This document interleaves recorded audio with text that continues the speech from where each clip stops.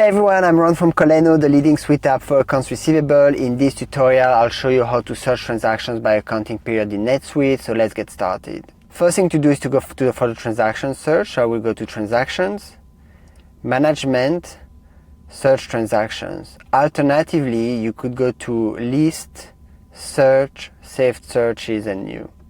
So here I can choose a filter. I will look for accounting period fields. Then I can choose, for example, closed.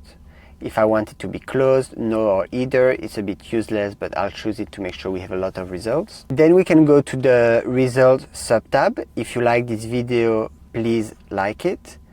And we want to make sure that we have the accounting period selected in the columns list. So if I go at the bottom, I can see it's not selected yet. I will search accounting period. Perfect.